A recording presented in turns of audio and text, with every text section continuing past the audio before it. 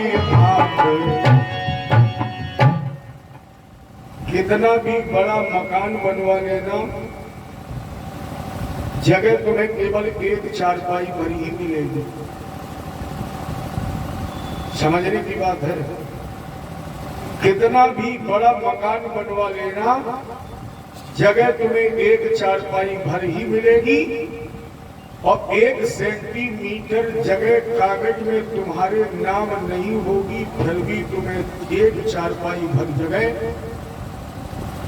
मिलेंगे। अरे कागजी में तो लिखा पड़ी है। और लेखपाल खसरा खतौनी जिन बस बंदोबस्त लेके चले और रास्ते में पानी बरस जाए, खत्म हो गई लिखा पड़ी। इसीलिए तो सरकार डिजिटलीकरण करा रही है, मामला गड़बड़ न होने पाए। बहुत हो गया है। अगर जहां आप बैठे हैं इसमें तुम्हारे नाम 1 सेंटीमीटर है, शायद आपका प्लाट मालिक बैठा भी ना हो। जितने लोग बैठे हो किसी का नाम है, लेकिन जब तक बैठे हो तब तक ये तुम्हारी बकौती है, तब तक ये तुम्हारी है। और यहां नहीं, वहां तक है। कहां तक? स्वर्ण भस्म के खाने वाले भी इसी घाट पर आए, फुटपाथों पर भीख मांगने वाले भी इसी घाट पर आए, और बड़े बड़े राजे महाराजे भी। इनसे लेके जाना 3/6 की ही व्यवस्था है। शमशान घाट पर भी 3 फुट चौड़ी और 6 फुट लंबी व्यवस्था है। बाकी सब दूसरे की है। मकान 10 मंजिल का बनवा लो, कितनी जगह शोक है, एक ही चारपाई पर तो शोक है। बाकी तो पूरा मकान दूसरे का ही है। और गहराई से समझिए, क्या हम पक्षियों और पशुओं से भी गए गुजरे? जबकि बाबा लिख रहे बड़े भाग मानुष तम पावा, बड़े भाग्य से मिला है। लेकिन क्या हम पशु पक्षियों से भी गए गुजरे? पूरी जिंदगी किसमें गुजार रहे हैं? हम मर गए, बेटा क्या करेगा?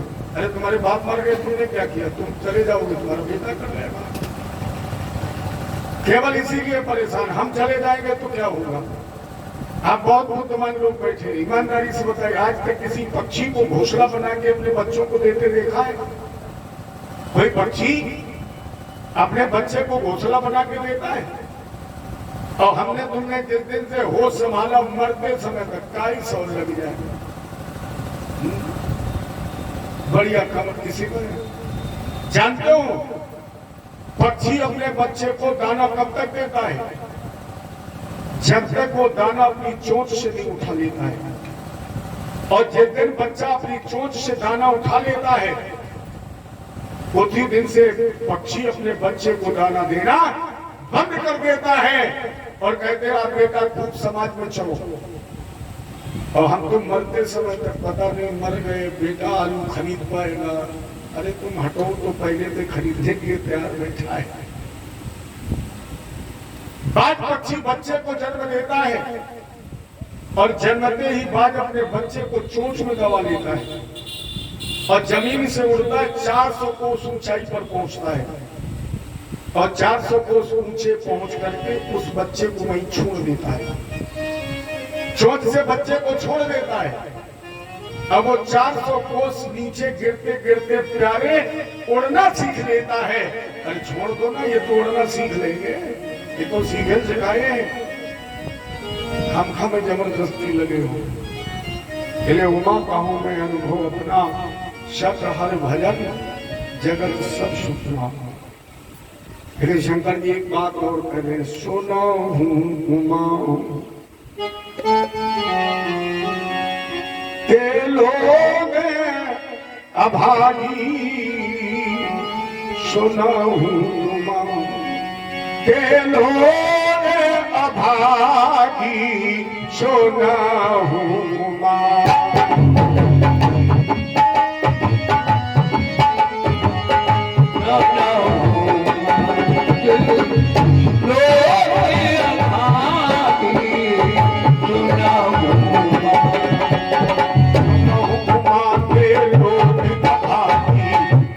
हो विषय अनुरागी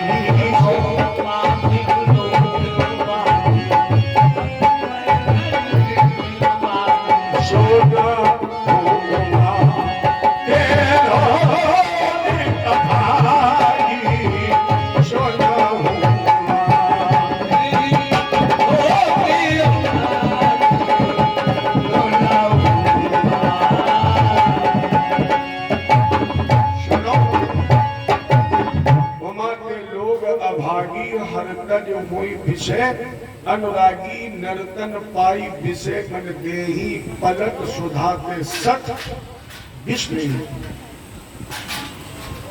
इसलिए अगर श्रापित भी है, अगर क्लेश में है, तो जुड़ जाइए भगवान की कथा से। क्योंकि नारद जी जब ठाकुर जी की कथा से हरिद्वार में संतादिक ऋषियों के द्वारा जुड़े तो 2 लाभ मिले हैं। अगर इस कथा को विस्तार से सुना जाए तो भक्ति ज्ञान वैराग्य के कल्याणार्थ इस कथा का आयोजन हुआ है। कथा हो रही है हरिद्वार में, और जो कथा के मुख्य श्रोता हैं वो कहाँ हैं? वृंदावन में। देखो ये कहीं बात नहीं है, ये शरीर ही तो वृंदावन है। इसमें भक्ति हृदय है।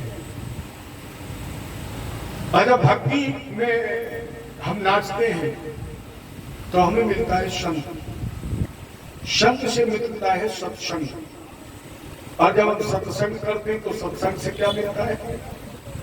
ज्ञान, क्योंकि भक्ति के पुत्र का नाम है ज्ञान।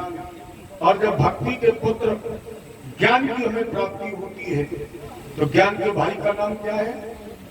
वैराग्य, माने सांसारिकता की निवृत्ति और भगवान के चरणों से प्रेम। अब इस कथा के 2 बिंदु हैं। पहले इस कथा में श्रोता कैसे आए, ये मुख्य बिंदु है।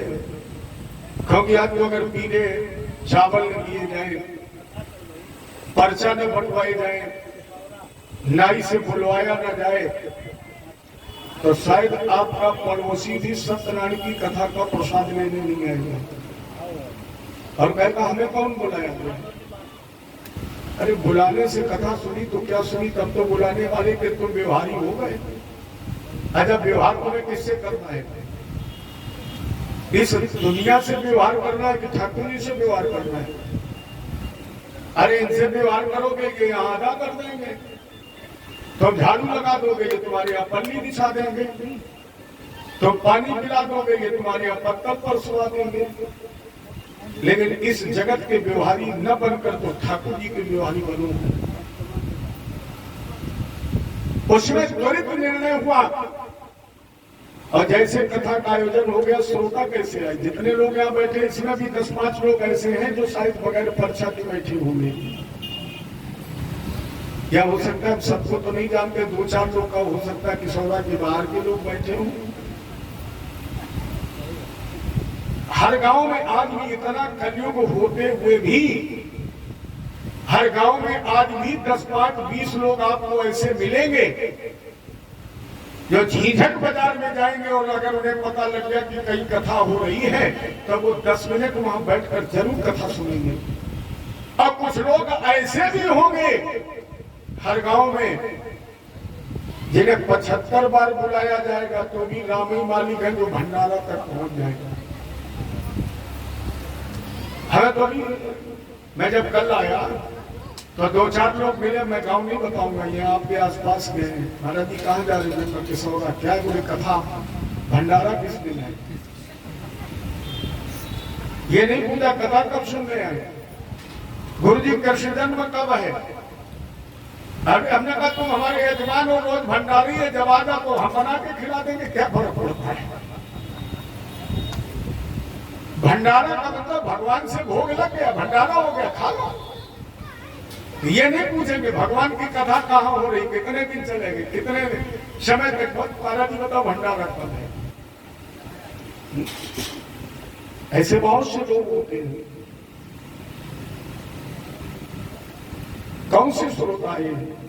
भर्गुर्वसिष्ठश्च वनश्च गौतमः त्वमेवातिथिर्देवलदेवरातम् रामस्तथा गाधिसुतश्च शाकलो अम्रकण्डपुत्राद्रिजपिप्लारा भर्गुर्वसिष्ठ च्यवन गौतम मेवातिथ देवल देवराज।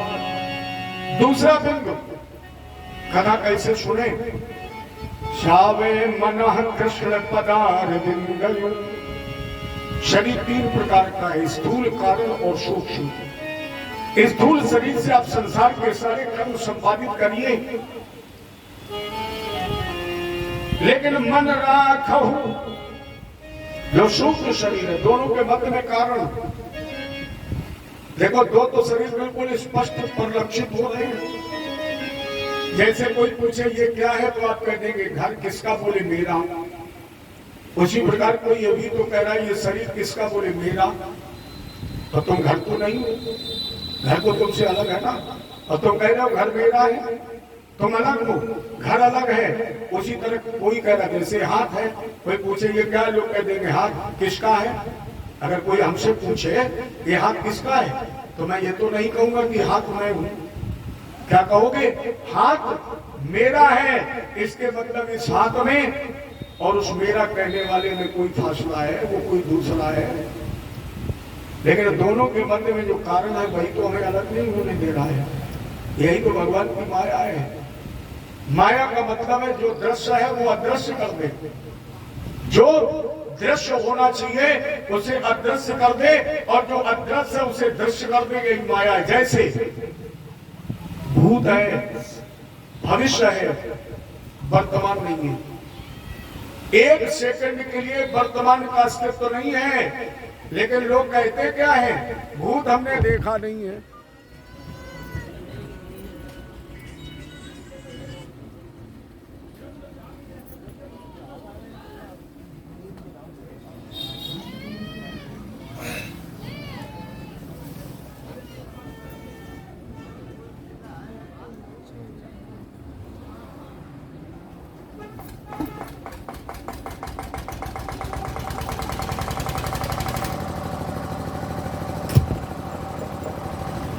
केवल कृष्ण भगवान की।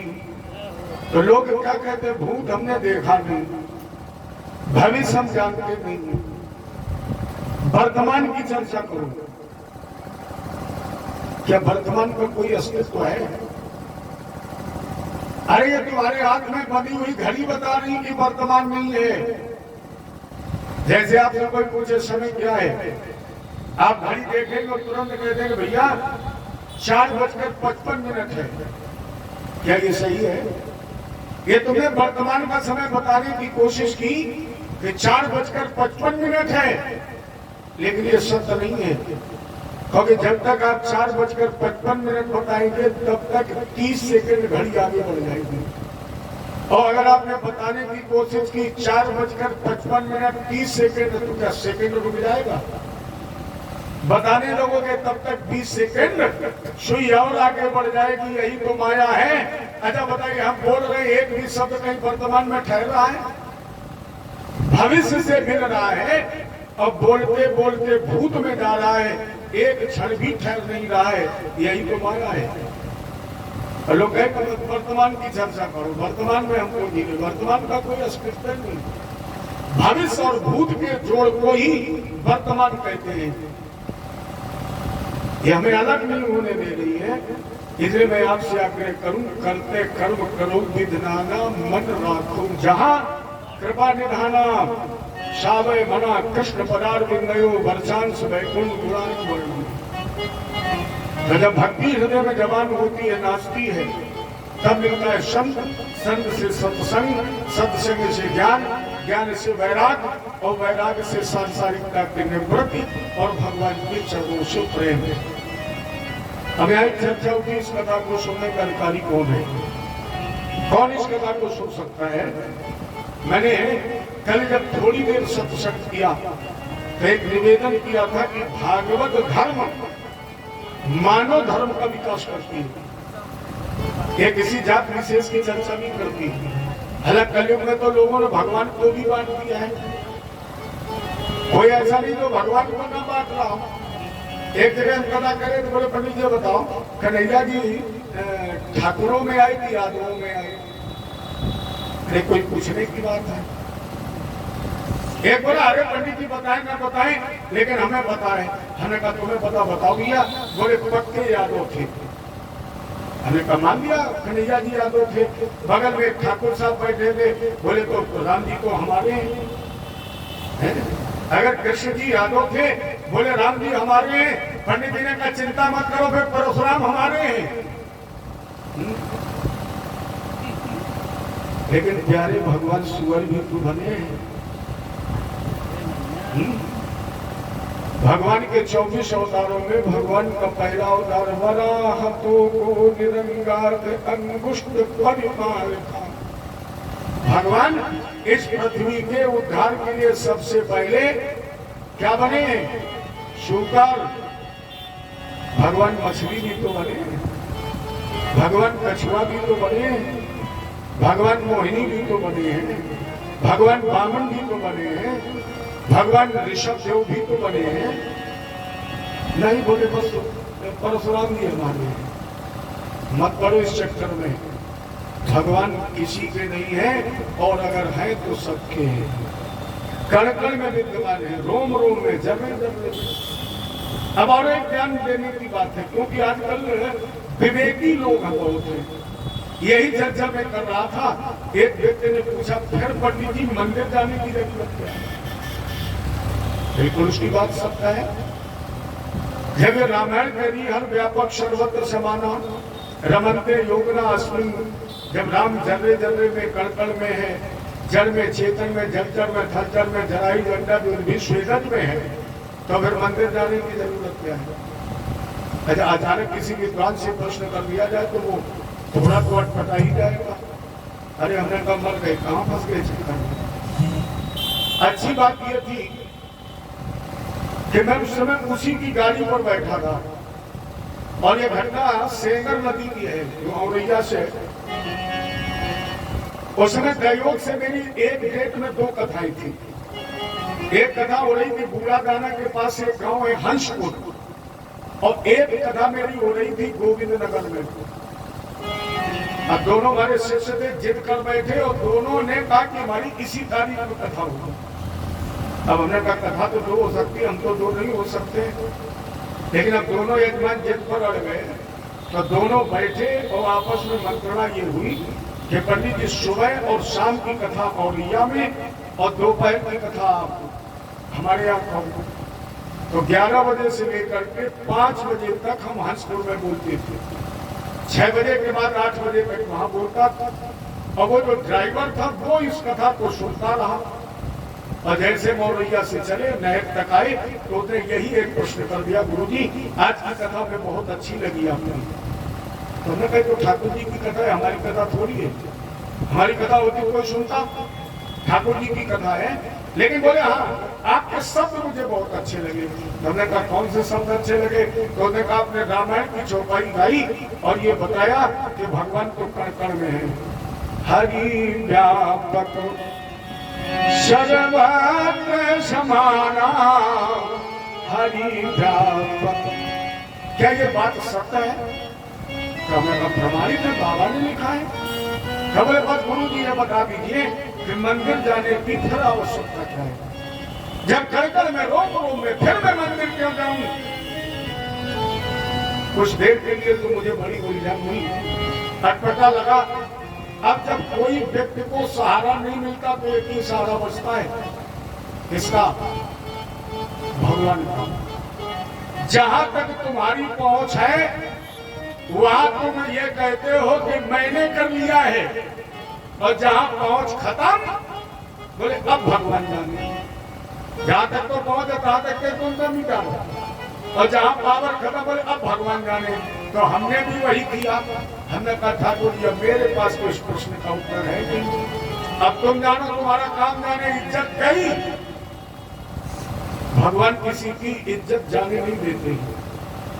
अब हम क्षमा करके तो देखिए, वास्तव में नतमस्तक हो गया, भगवान से प्रार्थना की, ठाकुर जी बचाइए। ऐसी उनकी कृपा हुई कि जैसे वो गाड़ी सेंगर नदी के पुल के नीचे उतरी तो उसका टायर पंचर हो गया, गाड़ी खड़ी हो गई। हमने कहा क्या हुआ? बोले अब तो गुरु जी गाड़ी गड़बड़ हो गया। हमने कहा क्या हुआ? बोले गाड़ी पंचर हो गई। उसी समय बिहारी जी ने मुझे उत्तर दिया और मैंने उससे पूछा ये बताइए गाड़ी अब कैसे चलेगी? बोले गुरु जी अगर हवा मिल जाए तो गाड़ी चल जाएगी। हमने कहा हवा मिल जाएगी तो गाड़ी चल जाएगी? बोले बिल्कुल गुरु जी चल जाएगी। हमने कहा हवा कितनी अच्छी चल रही, भर लो। क्या भर सकती है? हवा हर जगह है, लेकिन क्या भर सकती है? उसके लिए एक निश्चित मशीन चाहिए, उसके लिए एक निश्चित स्थान चाहिए। मुझे मौका मिल गया, हमने कहा बेटा भगवान हर जगह है, लेकिन उसके मिलने की एक मशीन चाहिए और उसके मिलने का एक निश्चित स्थान चाहिए। और मिलने की मशीन है गुरु और निश्चित स्थान है ये मंदिर। जब तक गुरु के माध्यम से इस मंदिर तक नहीं आओगे तब तक तुम्हें गोविंद की प्राप्ति है। तो वो हर जगह, लेकिन मशीन भी तो चाहिए, गुरु भी तो चाहिए, कम मंदिर चाहिए। इसलिए यहाँ तुम्हें आना ही पड़ेगा, आना ही चाहिए। नाम उसके अनेक है, काम उसका एक है, चाहे जिस नाम से पुकार लीजिए। तो ये जो कथा है ये मानव धर्म का विकास करती है, मानवता सिखाती है। मैंने निवेदन भी किया था, मानव बन गए हो करनी संभालियो, हीरा जन्म ना बिगाड़ियो। ज्यादा नहीं, इतना कहना तो संतों का मानियो, हीरा जन्म ना बिगाड़ियो। कहे बैठे हो राम को पुकारियो, हीरा जन्म ना बिगाड़ियो। मानव बन गए हो, ये मानवता का विकास करती है। मानव धर्म सबसे बड़ा धर्म है। आज आप लोग अन्यथा मत लेना, इस दुनिया में केवल मानव ही तो पैदा हुआ है। कोई धर्म की मोहर लगाकर पैदा हुआ हो तो बताओ? केवल मानव पैदा हुआ है। इसलिए ध्यान देना, जन्म और मृत्यु, जन्म और मृत्यु परमात्मा ने बनाई है। इसके बाद तुम गाड़े जाओगे, दफन किए जाओगे, जलाओ जाओगे या तुम जल में बहाए जाओगे। ये परमात्मा की बनाई हुई प्रथा नहीं है, ये मानव ने बनाई है। जन्म और मृत्यु भगवान के अधीन है, बाकी सारी हमारी आपकी परंपरा है। अच्छा बताइए, ईमानदारी से बताना, बिरादरीवाद से उठकर बताना, जो मलेरिया की दवा हिंदू को फायदा करती है क्या वो मुसलमान को नुकसान करती है? मुसलमान के लिए कोई डॉक्टर अलग बना है, हिंदू के लिए अलग बना है, ईसाई के लिए कोई अलग बना है? बीमारी सबके लिए एक है। कोरोना ने छोड़ दिया हो किसी को तो बताओ? न पंडित बचा, न ठाकुर बचा, न महात्मा बचा, न मुसलमान बचा, न ईसाई बचा। जो उसकी चपेट में आ गया वो सीधे सीधे कोई बचा? तो परमात्मा की जो बनाई हुई व्यवस्था है वो सबके लिए बराबर है। और छोटा बड़ा ऊंचा नीचा इधर उधर करना, बाकी आदमी के पास भी दिमाग ही तो है, उसने भी अपनी बुद्धि का प्रयोग किया, विवेक का प्रयोग किया, जो जिसके समझ में आ गया उसने वो बना लिया।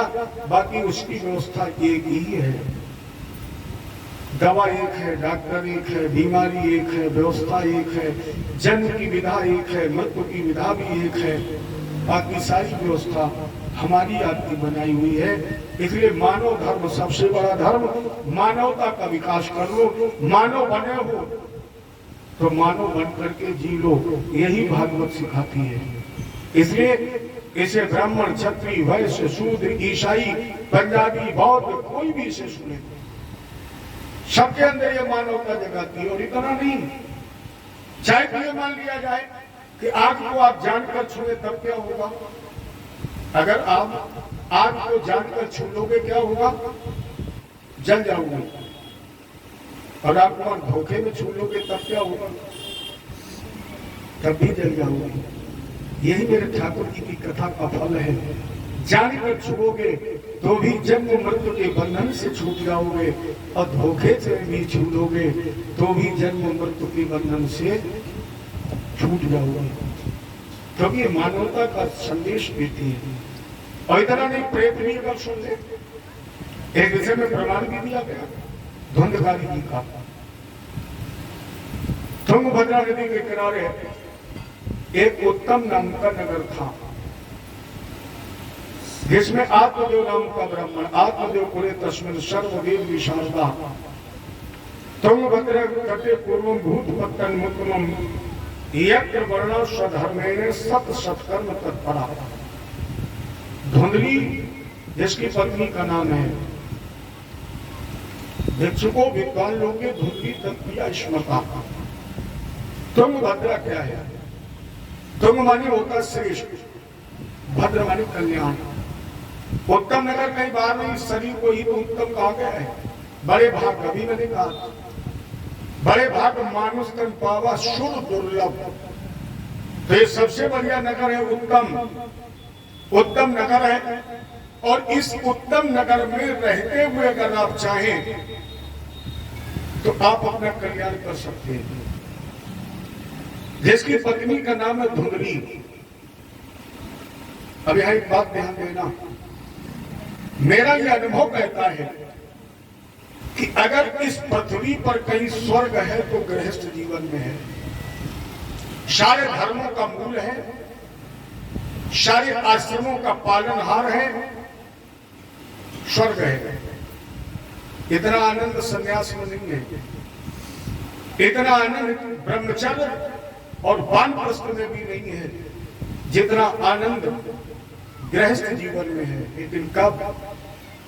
जब पति पत्नी के विचार आपस में मिल जाए तब। और अगर पति पत्नी के विचार आपस में न मिले तो याद रखना, फिर इससे बड़ा कोई नर्क भी नहीं है, फिर इससे बड़ा नर्क नहीं। फिर तो आपकी जिंदगी ऐसी है जैसे आपको मोटरसाइकिल दी जाए और आपसे कहा जाए कि आप झीझक चले जाइए, नई गाड़ी की बढ़िया पेट्रोल भरा है, सेल्फ स्टार्ट गाड़ी आपने स्टार्ट की, गियर लगाया और जब एक्सीलेटर लिया तो एक समस्या हो गई। एक पहिया आगे घूमने लगा, एक पहिया पीछे घूमने लगा। कितनी देर में झीझक पहुंच जाओगे? पहुंचोगे। ज्यादा एक्सीलेटर मत लेना, नहीं तो या तो मोटरसाइकिल की चेन टूट जाएगी या एक्सीलेटर का वायर टूट जाएगा। प्यारे याद रखना, मोटरसाइकिल की चेन फिर जुड़ जाएगी, नया वायर भी पड़ जाएगा, लेकिन अगर गृहस्थी रूपी मोटरसाइकिल की चेन टूट गई, चैन टूट नहीं जाएगी, जिंदगी की चैन छिन जाएगी, चैन छिन जाएगी। ये स्वर्ग है अगर विचार मिल जाए तो। आत्मदेव के पास विचार नहीं मिले, और जब विचार नहीं मिले तो एक दुष्परिणाम भी सामने आएगा। ना विवाह पुत्र, ना विवाह पुत्री ततश्चिंता तुरुषम, ये पुत्रहीन रहे। पुत्रहीन आत्मदेव ने एक दिन दुखी होकर के घर का त्याग कर दिया। एक दासा जो दुखात गता, और जब चलते चलते थक गए, दोपहर हो गई, इन्हें क्षुधा लगी, माने प्यास लगी, क्षुधा के त्रसित एक सरोवर के किनारे पहुंचे। मध्यान्ह त्रस्तो जातस्तरागम, अंजलि में जल लिया, पीने का उपक्रम किया, मन बच्चों की तरफ भाग गया। मन ने कहा, वो अगर मेरे भी बच्चे होते तो इस तरह आज हम दोपहर में जंगल में न भटक रहे होते, हमने घर परिवार ना छोड़ा होता। प्यास लगी थी, मेरा भी बेटा मुझे पानी दे देता आके।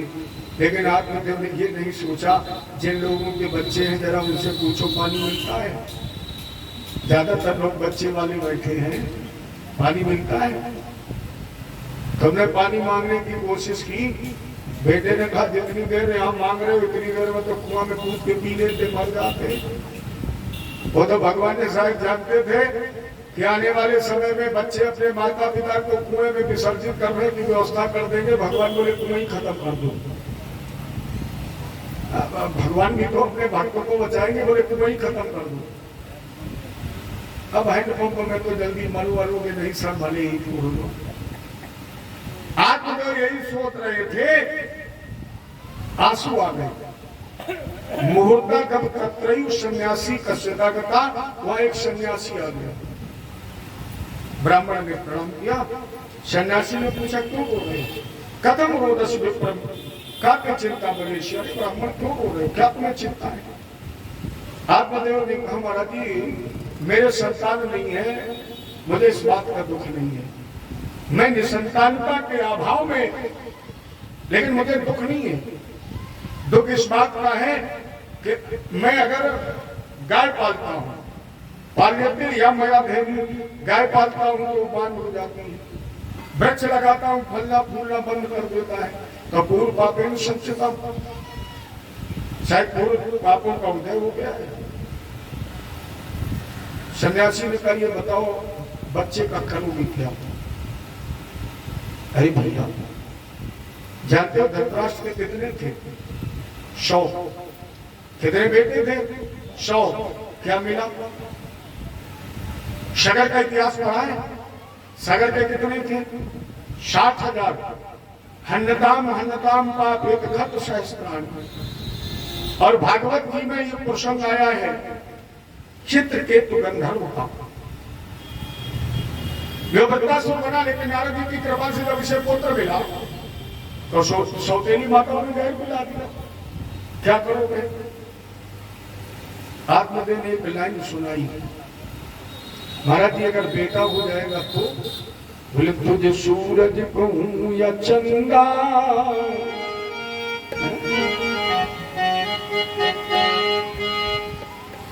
बेटा बैठा है बाप की पीठ पर, बेटा बाप की पीठ पर बैठा है, दोनों कान पकड़े उमेट रहा है और कह रहा घोड़े की चाल चलो।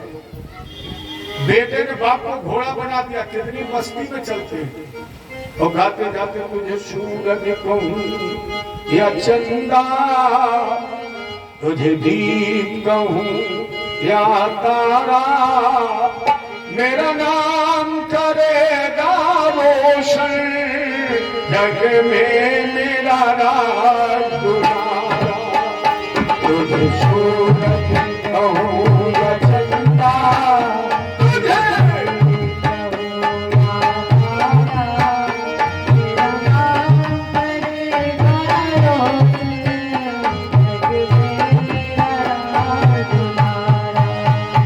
तुझे सूरज कहूं या चंदा, तुझे कहूं या तारा, मेरा नाम करेगा रोशन जग में मेरा राज दुलारा, तुझे सूरज कहूं या चंदा, तुझे कहूं या तारा, मेरा नाम करेगा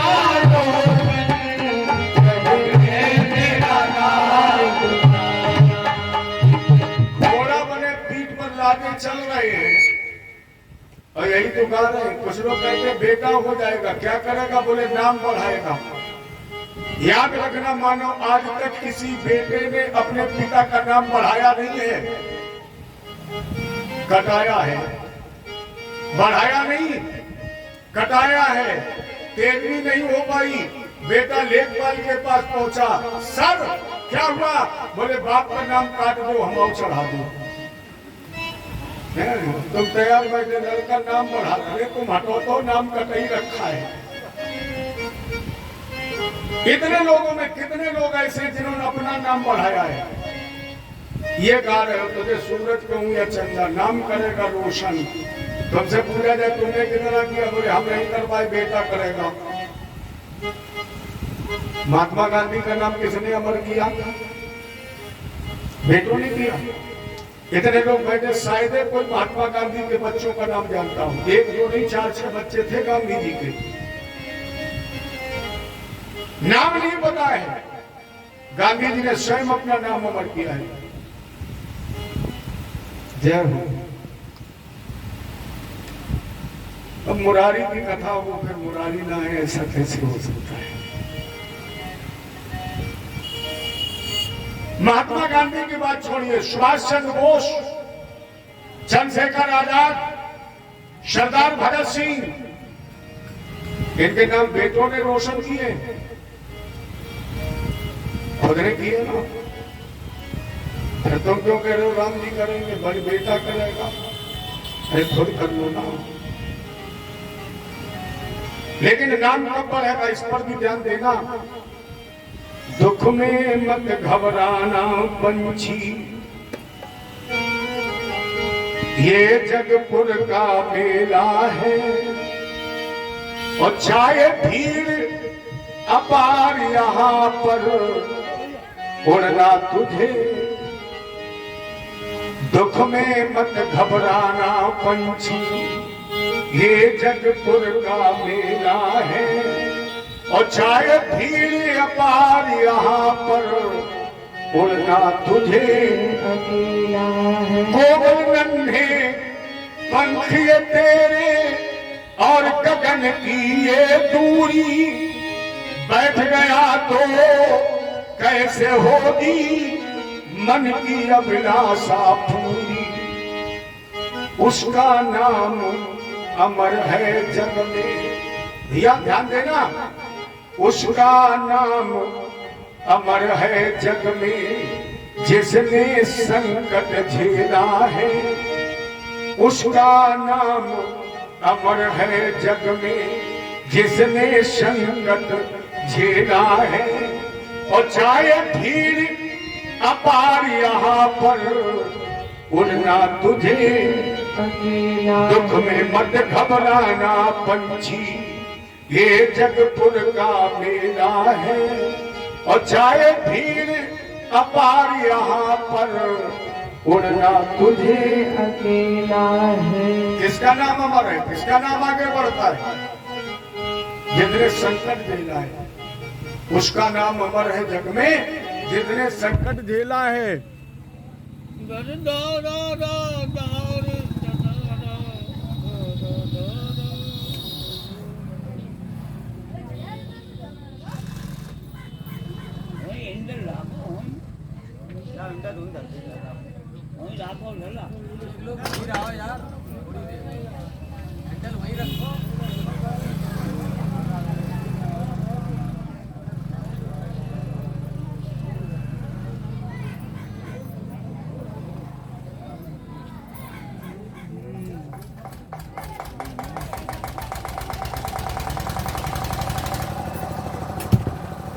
जय बोले कृष्ण भगवान की।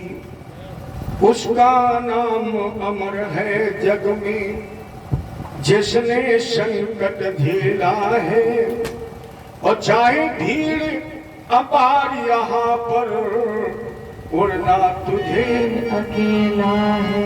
उसका नाम अमर है जग में। बेटा नाम कटवाता ही नहीं, एक और गौर करना, बेटा केवल तुम्हें मारने के लिए पैदा हुआ है। मैंने अपने बुजुर्गों से सुना है, लोग कहते हैं एक बेटा पैदा हो जाए क्यों? बोले कम से कम मारने के बाद खोपड़ी में लाठी को मार देगा। अब तुम कब रोते हो, कब हंसते हो, ध्यान देना, तुम कब रोते हो, कब हंसते हो, ये बेटे का स्वभाव नहीं, ये तुम्हारा है। क्योंकि वो मारने के लिए ही पैदा हुआ है और उसने मारना ही सीखा है। अच्छा आप लोग बताइए, बच्चा जब माँ के गर्भ में होता तब क्या करता है? लाते तो मारता है, और जब माँ के पेट में बच्चा लाते मारता तो माता जी प्रसन्न, बाबा को, दादी को, पूरे परिवार को पता, सभी प्रसन्न। अब वो कर क्या रहा है? मार रहा है, सब प्रसन्न है। इसके बाद जब वो पैदा हो गया, और जब पैदा हो गया और माँ की गोद में खेलता तब क्या करता है? तब भी लाते मारता है। बाबा की गोदी में जाएगा तो बाबा को भी लाते मारेगा, बड़े प्रसन्न। और जब वो 20 साल का हो गया तब उसने मार दिया तो क्यों रो रहे हो? अच्छा उसे बताओ ना, मैं झूठ कह रहा हूँ, गलत कह रहा हूँ, उसने तो मार नहीं सीखा है। माँ के गर्भ में था तब मारता, पैदा हो गया तब मारता है, बड़ा हो गया तब मारेगा, और जब मर जाओगे तब भी मारेगा, और जब मारने के लिए आया तो तुम जब मन आए तब हंस लो, जब मन आ जाए तब रो लो। ये उसका काम नहीं, वो तो जो करता है वो तो जन्म से लेकर आज तक कर ही रहा है, वो तो इसीलिए आया है। हंसना और रोना ये हमारा आपका स्वाभाविक गुण है। ये बेटे का क्या करूंगा? आत्मदेव ने कहा महाराज जी एक बात बताइए, नदी बहुत बड़ी हुई और उसमें एक बूंद जल ही ना हो, तो नदी का महत्व क्या है? धिक जीवतम प्रजाहीनम विग्रहम चक्षुजा बिना। अगर राज्य बहुत बड़ा हो और प्रजा ही ना हो, वृक्ष विशाल हो और उसमें फल ही ना हो, गृहस्थ जीवन हो और आंगन में बच्चे की किलकारी ना हो, तो जीवन कैसा हो? सन्यासी ने ललाट की तरफ देखा और कहा सप्त जन्मावधि पुत्रो, अरे आप सप्त जन्मावधि पुत्रो नैव चा। अरे आप एक जन्म की बात करो, 7 जन्म तक तेरे संतान नहीं होगी। आत्मदेव ने चरण पकड़े, बोले महाराज जी संत हृदय लो नीत समान।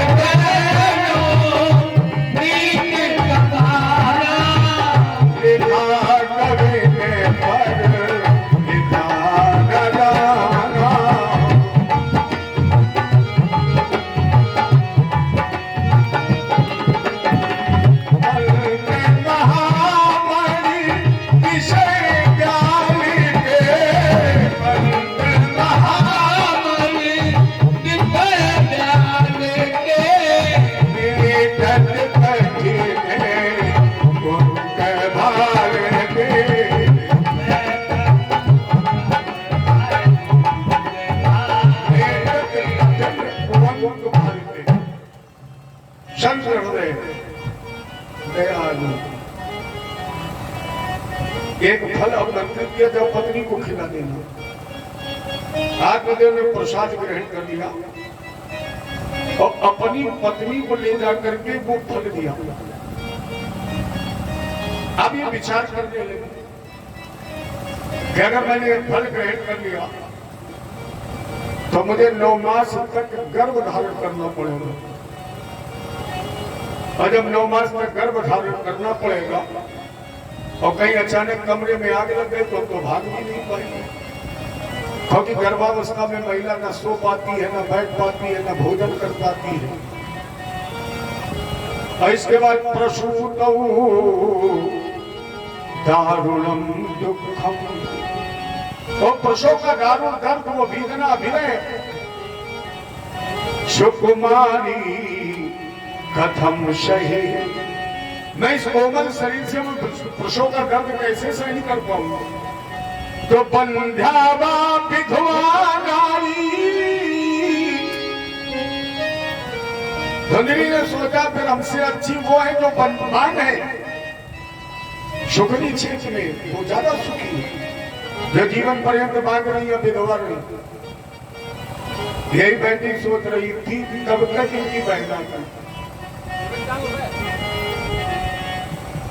अब मनुष्य अपने अनुसार ही तो शत्रु मित्र का निर्माण करता है, सलाह का। तो सलाह मिली कि फल गाय को खिला दो, मेरा पुत्र मंगवा लेना। आत्मदेव इस रहस्य से बिलक है, पता नहीं। धीरे धीरे समय अवधि बीती, धुंधली ने अपने बहन के पुत्र को मंगवा लिया। आत्मदेव ने बड़े प्रसन्न होकर के आचार्यों को बुलाया, बड़े नामकरण। एक पंडित जी ने पत्रा खोला और बोले इसका नाम रख दो, सीता नाम। धुंधली ने कहा महाराज इतना पुराना नाम, अरे कोई नया नाम, अब फैशन चल गया। तो पहले तो नामकरण कोई कराएगा ही नहीं, और नामकरण कराता भी पंडित जी कोई नया नाम बताओ। याद रखना, भगवान के जितना नया नाम कोई हो ही नहीं सकता है। आज तक दुनिया में न जाने कितने नाम आए, न जाने कितने गाने आए, न जाने कितनी फिल्में आई, लेकिन साल 2 साल के बाद वो कूड़े के डिब्बे में फेंक दी गई। लेकिन गोविंद हरि कभी पुराना हुआ?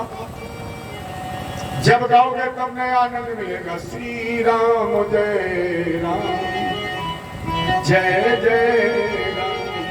जब गाओगे तब नया सुख, नया आनंद। तो हमेशा नया ही है, कभी पुराना होता नहीं, सुपर हिट। और मैं तो ये कहता हूं कि पंडित कितना भी उल्टा सीधा इल्मी फिल्मी गाए, लेकिन 7 दिन में उसे एक समय आएगा जब कुछ बोलने को नहीं बचेगा। और जब बोलने को नहीं बचेगा तब फिर वो यही कहता है, भैया 2 मिनट डालो।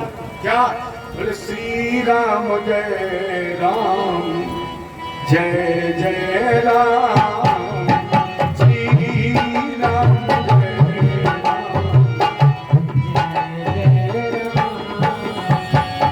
श्री राम जय राम, जय जय राम,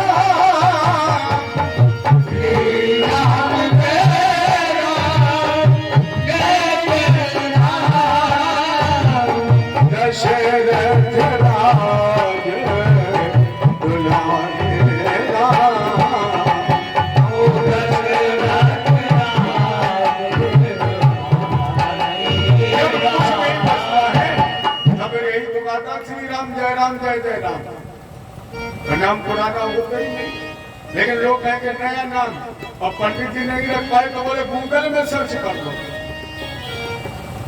कितने बढ़िया नाम है, रिंकू, चिंटू, शिंटू। अब तो अगर पूरे गांव में 20 साल के नीचे ढूंढो कोई राधे श्याम है, 20 साल के नीचे, तो राम ही मालिक है जो मिल जाए। बिल्कुल ऐसा लगेगा जैसे गेहूं पक गए हो, उस पे पत्थर गिर गए हो। और अगर ये पूछा जाए भैया तुम्हारे गांव में कोई रिंकू है, तो कल लोग ये पूछने लगे कुशवाहा जी वाले रिंकू चाहिए कि ठाकुर साहब वाले, पंडित जी वाले। अब तो गली गली में रिंकू घूम गए। नया नाम, एक पंडित उसमें बुद्धिमान था, वो जान गया मनसा क्या है। उन्हें 15 बार पत्रा पलटा। अब बोले एको नाम धुंधकारी। धुंधली का बिल्कुल ठीक, गुरु जी तुम पक्के पंडित हो।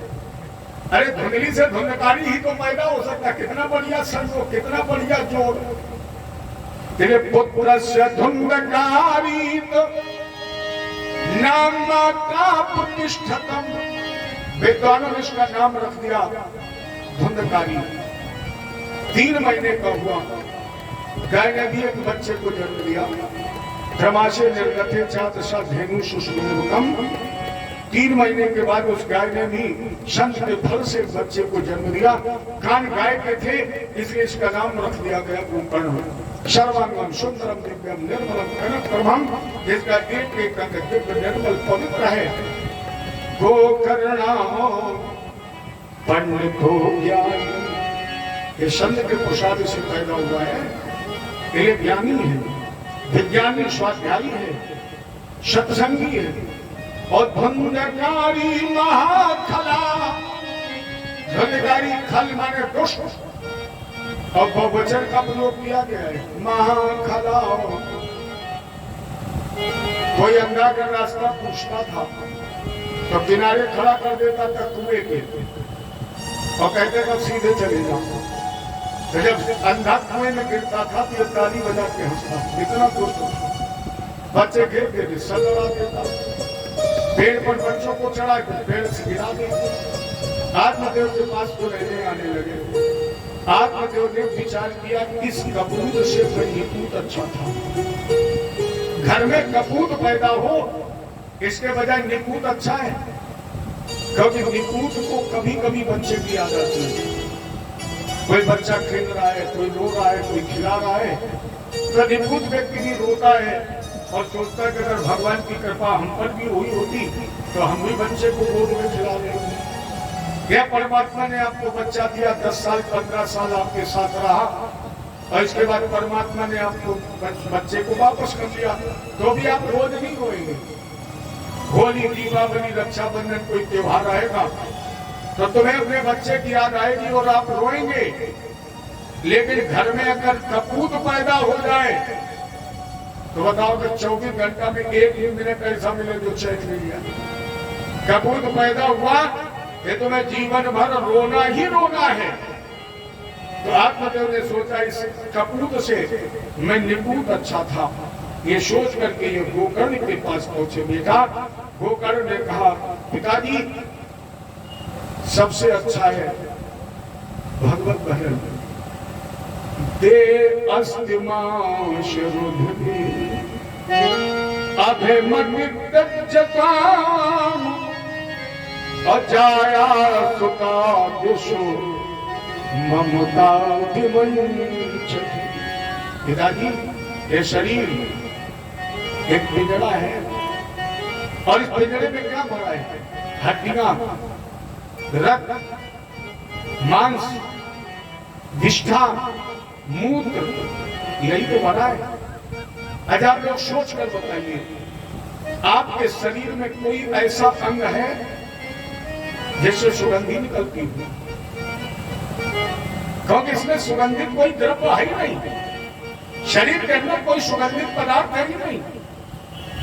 कोई भी शरीर का ऐसा अंग नहीं है जो सुगंधित द्रव्य निकलता हो। शरीर में कोई ऐसा अंग है जिससे अच्छी चीज निकलती है, सब में दुर्गंधी निकलती है। केवल एक अंग ऐसा है निकलती इससे भी दुर्गंधी है। लेकिन अगर इस अंग को तुम सुधार लो, ये दुर्गंधी में भी सुगंधी निकाल सकता है। और वो अंग है मुख। मुख से अगर वाणी आपकी अच्छी निकल आए और अगर न निकली तो दुर्गंधी तो इससे भी निकलती है। नहीं, लोग कहते हैं मुख की दुर्गंधी मिटाने के लिए क्लोजा बनाइए। मुख से भी दुर्गंधी निकलती है, लेकिन प्यारे अगर इस मुख से दुर्गंधी के साथ साथ भी राम के नाम को गा लिया जाए तो भी ये शरीर सुगंधित हो जाएगा। नहीं तो बाकी तो दुर्गंधी से भरा हुआ है। ये पिताजी बैराग राग रस को भव भक्त निष्ठा, और क्या करिए श्री कृष्ण माप नियतम 10 मत्स्य पाठा। कुछ न कर सको इस शरीर से, मीठी वाणी बोलो, अच्छा बोलो, राम का नाम गाओ, और भागवत की कथा में पूरी ना गा पाओ, पूरी ना सुन पाओ तो कम से कम 10वें स्कंद का पाठ ही कर लो। 10वें स्कंद की कथा सुन लो, क्योंकि ये भगवान कृष्ण का हृदय है। अरे बैरी पिताजी, अरे बैरी रटिले हरी का नाम में हो, बैरी रटिले हरी का नाम में हो, बैरी रटिले सब छोड़ दे उनके काम में, सब छोड़ दे उनके काम में, बैरी रटिले हरी का नाम में हो, बैरी रटिले हरी ओ सब छोड़ दे उनके काम में, सब छोड़ दे उनके काम में, रटिले हरी का नाम में, बैरी रटिले हरी का नाम।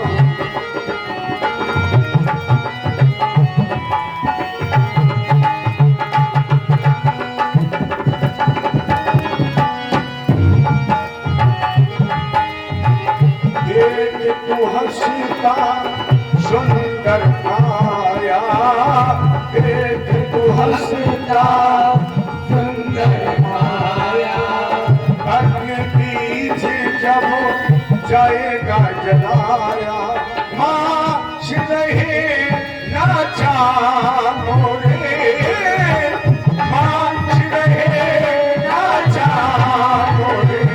बड़ी रतिले हरी दाना हो बड़ी ओ सब छोड़ दे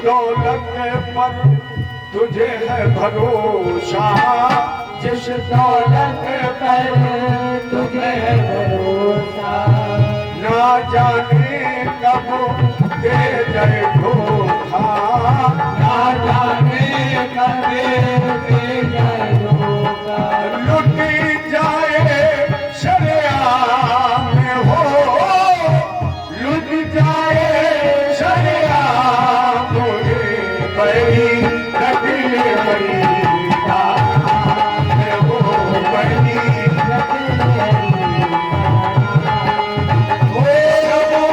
छोड़ दे तेरा मोरे छोड़ दे तेरा मोरे बड़ी रतिले हरी दाना